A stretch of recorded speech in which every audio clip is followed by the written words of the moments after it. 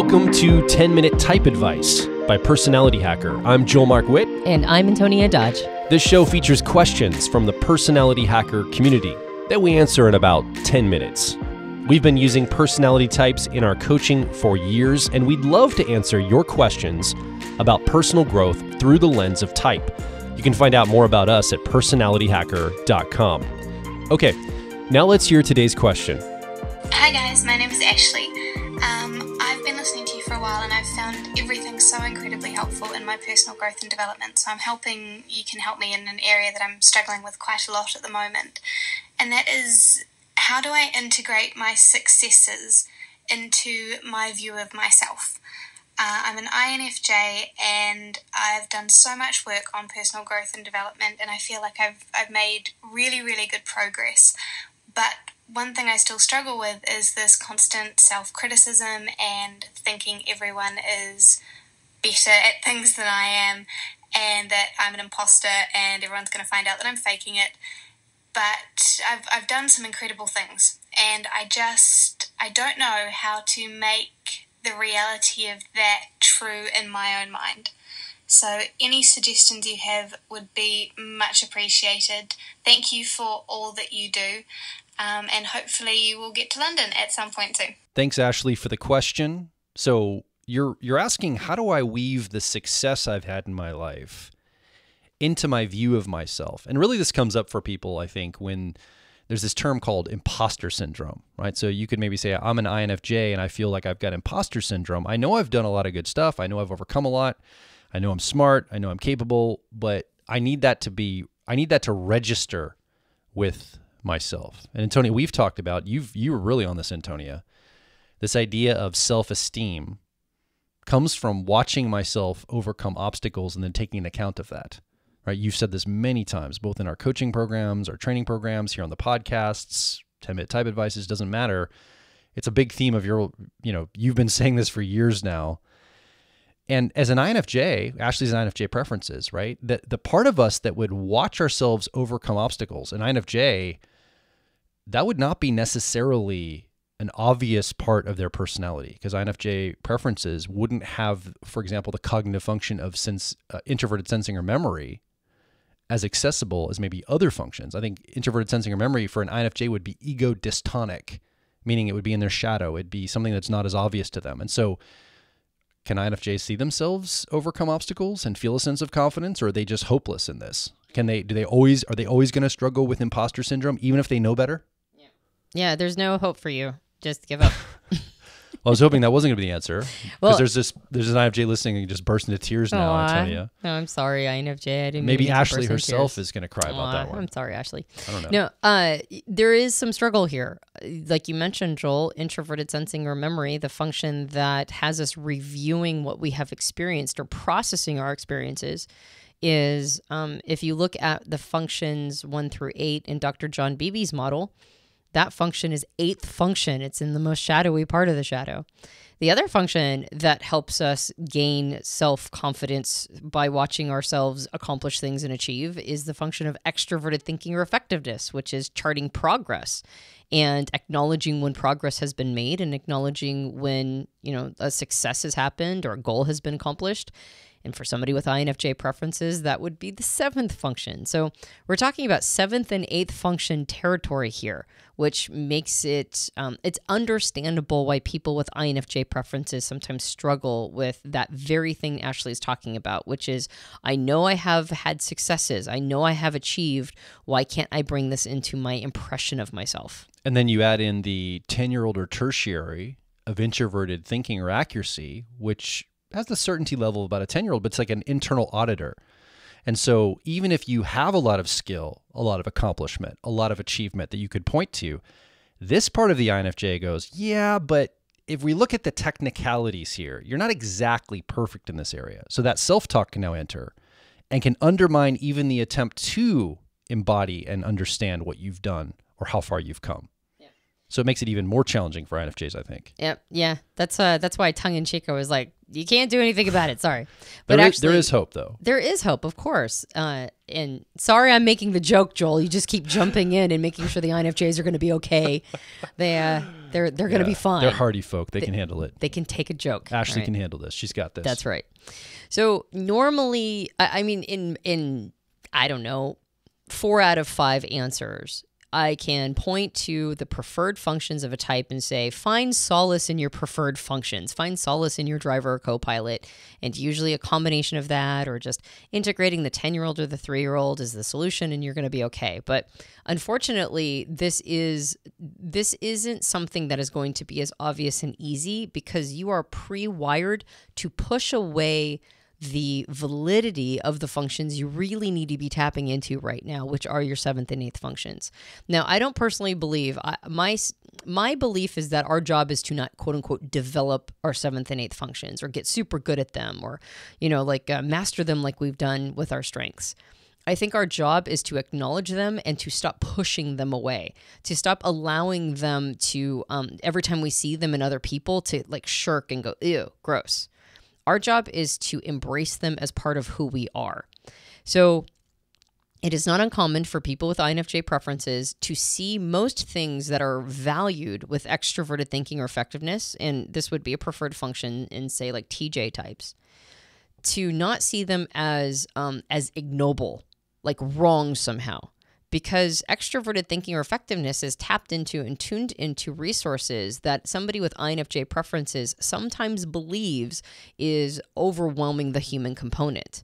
Like, that's wrong. It's wrong to be thinking about money all the time, or it's wrong to be thinking about, like things in terms of time or resources, people as resources. Or hierarchy. Or hierarchy, right? Like that feels icky to extroverted feeling or harmony. It's like, no, if a person needs me to spend time with them, I should do that. I shouldn't be like looking at the clock and saying, sorry, that's all the time I have and moving on, right? Like, and of course, this is also why some, you can struggle with boundaries too. But there is something about this function that to extroverted feeling or harmony as a co-pilot or a parental energy function kind of feels like it's maybe even exploitative. And yet, this is an incredibly important, beautiful function that allows our world to continue, like it helps create the infrastructure of everything. So having some friendliness towards the function, bringing it in and recognizing that there is a part of you that actually really does value the resource management, values it in a way that isn't necessarily exploitative, but it's an important part of who you are. If you can tap into that energy, then all of a sudden the value of success won't just be theoretical. It won't just be something that your brain knows. It'll be something that you personally experience because it will be part of your value set, right? Like successes in order to value them in the self, successes in and of themselves have to be valued, right? In order to bring it in as part of your self-image, you have to see the concept of accomplishing goals in the world as something that's valuable and important, even if sometimes it feels like those things, like become more important than individuals themselves. Yeah. So I just want to make sure that I'm landing this, what you're saying, Antonia, at least to myself, and maybe even Ashley, this resonates with you as you're listening, Ashley. So Antonia, what I hear you saying is, if you want to have a sense of success, like Ashley basically is saying on this question, I know I'm successful in these areas. I just have an inner knowing because I went through the experience. I even have an experience of being successful because I overcame it. And maybe, to my original point, like maybe she has watched herself overcome that and she's recognized that the other side. But maybe what you're articulating here, Antonia, is extroverted thinking effectiveness. It's good at creating benchmarks and measurements of progress. So maybe do a little work in what are the measurements that you would point to of the progress or success you have? Like just have a couple of them. Maybe you're never going to be proficient necessarily at this, like a TJ type would be, like an ESTJ, for example. They might be really good at creating the metrics and the measurements. But as an INFJ, you could tune into this and say, okay, I have success in XYZ area. What are like 3 broad brush measurements that show me in an external way that I could look to every time I doubt myself or I feel that imposter syndrome come up? No, look, metric A, metric B, and metric C. to yourself or others, to say, no, look, I've got the receipts. I can point to some external marker of this success. And anytime I get confused or I feel undermined or I feel like an imposter, I can then look at that and go, okay, that is something that I can not prove, but point to that is proof of that success I have. And I've done the work of aligning myself with why those metrics are valuable to begin with. So you don't push them away. You go ahead and allow them to be there. That's right. And you don't undermine them or disregard them. That's right. If I'm a person who made, I made $1 million off of my business, if I keep telling myself that money doesn't matter, then the extraordinary accomplishment of making $1 million in a business is going to be undervalued by my story that money doesn't matter. So we have to reconcile with those metrics to begin with. We have to say things like, no, actually, the ability to generate resource is not, it's not a stupid metric. It's not a bad metric. It's like you kind of have to reconcile your relationship to money. It requires us to do hard work of going, no, there is value in money. Otherwise, it wouldn't be something that is like ubiquitous and everywhere and creating so much like positive and negative. But if I'm only focused on the negative, then if I have this accomplishment under my belt, I'm not going to register it as important. I'm not going to see it as a good thing. So the first thing is that you have to like align yourself with the metrics to begin with. You have to reconcile to the achievements to begin with and not push them away. Make sure that they're not part of some sort of story about how that's bad or wrong to begin with. The second thing is to also make peace with introverted sensing or memory, which is reliving experiences inside of ourselves and doing it in an embodied way. Not just go, when I think about it, I can review that I did this thing. It's actually it's journaling about it. It's processing what it took to get through that situation. All of us are forged in a fire of the past, and it's introverted intuition or perspectives that is the quickest to undermine that. To say, no, that didn't matter. Or when I look to the past, I'm going to reframe it. Or I'm going to see it from a different angle. It's really hard for people with INJ preferences to like sit with their personal experience and how it impacted and affected them while they were living it the first time and not try to reframe it or get a lesson from it. You just have to be with the experience.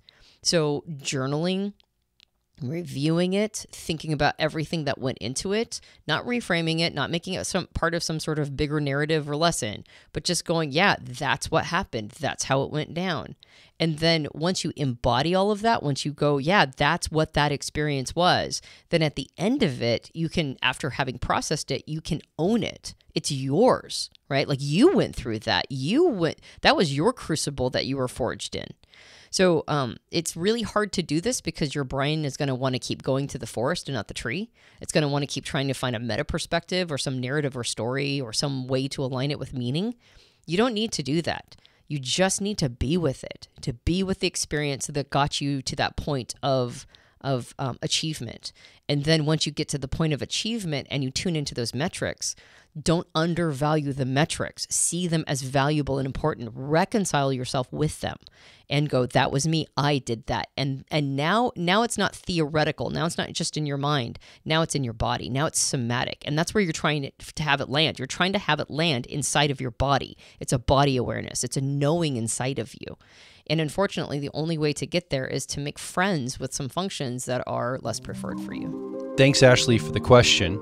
You can ask your own question about personality types or personal growth. Visit personalityhacker.com/questions.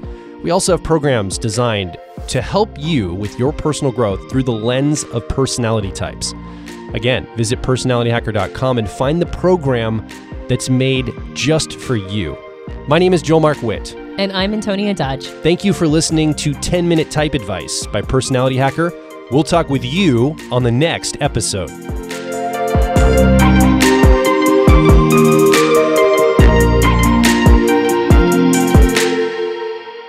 Hey, it's Joel from Personality Hacker. So a big reason people get into personality types is usually to improve their relationships with other people. And you can understand key differences between you and someone else when you understand how type works. So clearly, personality type is applied to relationships. But what about the relationship with yourself? Well, personality type can also help you navigate your career. or maybe an educational path that you need to follow, or other opportunities that present themselves, and it helps you know which are the right choice for you. And ultimately, personality is the key to unlocking identity-level worldview and life purpose. It all starts with getting the owner's manual for your personality type. In this owner's manual, we cover the basics of your personality, and then we dive a layer deeper to connect your personality to your relationships, your career, your worldview, and identity, because we believe it's your life, and it should be designed for your personality. So start your owner's manual journey at personalityhacker.com. When you access your owner's manual, I recommend focusing on the ideal day exercise first, because when you start crafting your ideal day, you're being mindful about the type of lifestyle that you want. So designing a life around how you're naturally wired makes sense, and you can finally stop fighting yourself. So come discover and develop your unique personality at personalityhacker.com.